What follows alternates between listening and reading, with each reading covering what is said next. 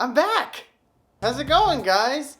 Yeah, I know, it's been a while. It's been like 9 months since the last video I made. A lot has happened since the last video. I moved to a different state, I got a new job, and I know that the pandemic was not ideal, and we're still in it right now, but things have been going pretty well for me.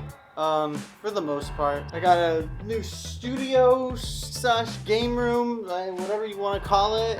It's my space and it's awesome. I can do a ton of stuff here. So a lot of people that got into filmmaking probably started out doing photography like me. So what I wanted to do was compare these two cameras. Now these cameras have been in different time periods throughout, I want to say, camera history, and I thought it would be really interesting to show the comparisons of like how far we've come in photography and in just like the technology of cameras in general. So what I have here are two cameras. In this hand, I have the very first DSLR that Canon has ever made, and it is the Canon D30. This came out, I think, in 2001, and the time it came out, this thing costed $3,000. Yes, you heard me right. It was over $3,000. It was a ridiculous price, and today, I think I got this for about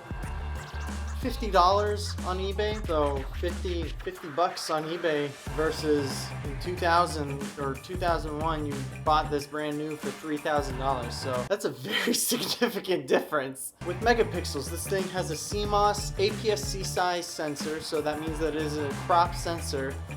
And the megapixels, are you ready for this? Wait. It is a whopping 3 megapixels. You heard me right. 3 megapixels. Now, you must be thinking, why would you get this camera? It's garbage. It's 3 megapixels. This thing is so old. Obviously, it does no video, but this thing shoots RAW. Oh yeah, I can still use Lightroom with this thing because it's got RAW files, and it's amazing. Also, there is no digit processor in this because it was not invented at the time. And finally, the amount of autofocus points that this camera has is, are you ready for this? 3. Yes, you heard me right. It has only 3 autofocus points. They're all in the middle of the sensor, so 3.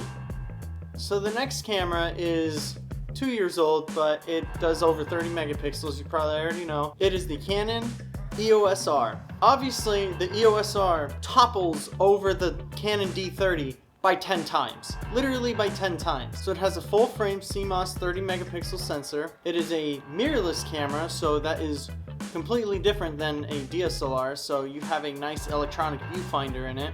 Also, it has a ton of good video specs too. Well, I think they're good. It was criticized a lot, but I'm not here to talk about that. And the autofocus points this has, so the You're gonna laugh at this if you compare it to the Canon D30. So the EOSR's autofocus coverage covers 88% of the sensor, which means that the EOSR has over 5,600 autofocus points.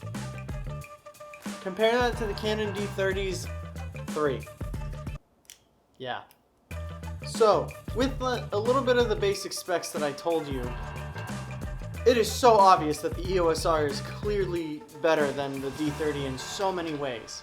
It's super obvious, okay? But that's not what this video is about. What I really wanted to do is just see how much this held up against something that's 10 times greater in resolution than this. So what I did is I brought these two cameras to downtown where I live, and I took a bunch of photos of my friend, and I tried to get the most accurate possible angle of both of these photos, since this is a APS-C size sensor and this is a full frame. And the photos of these cameras looked great, and so what I'm going to do is I'm going to show you the photos, but I'm not going to tell you which one it is, so I want you to guess which one it is. Okay? You ready? Let's show the photos right now.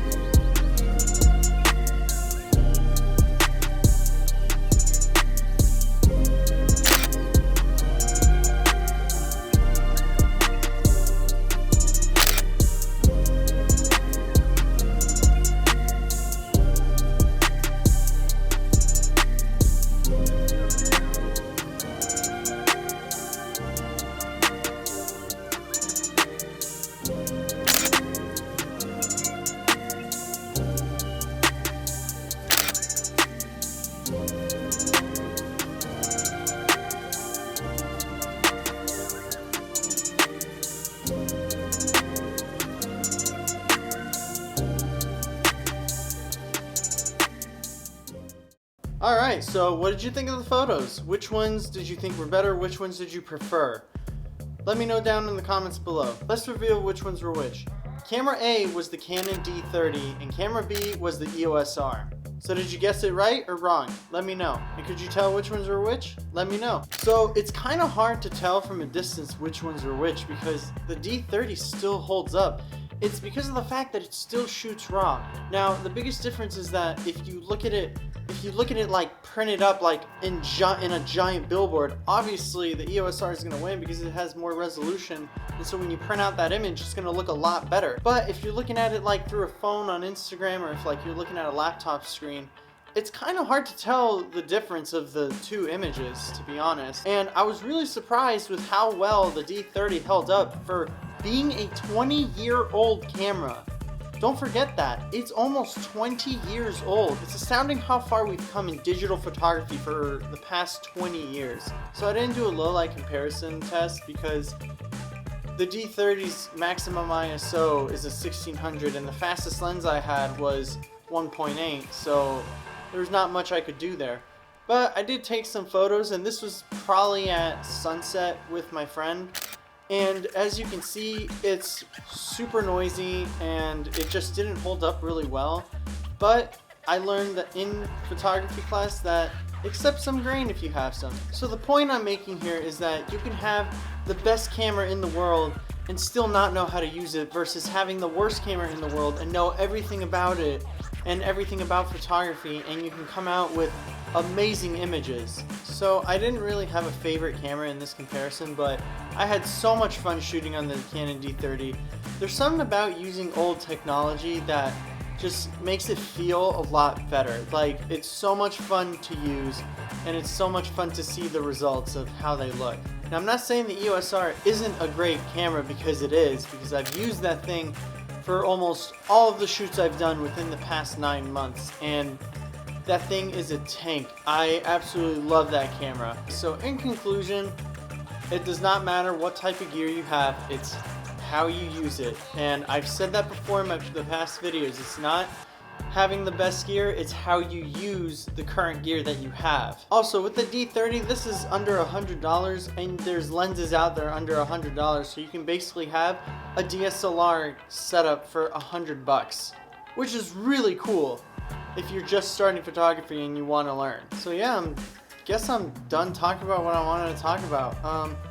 I hope you enjoyed this video, and I hope you liked the results that came out of my little test, even though it's not like 100% scientific or whatever. But yeah, I hope you enjoyed it. I hope you guys are staying safe during the pandemic, wearing masks, practice safe social distancing, and wash your hands. Alright guys, I'll see you later.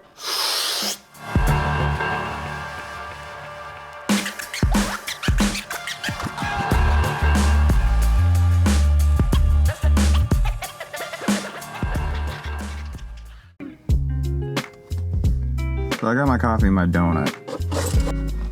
Oh, look at that. She's so pretty. But, yeah. You know one of the worst things about living in a state that's humid all the time?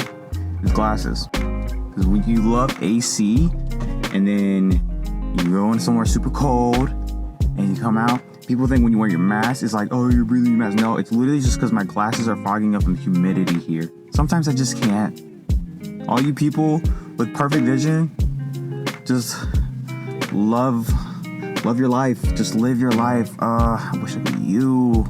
I'm cursed with glasses.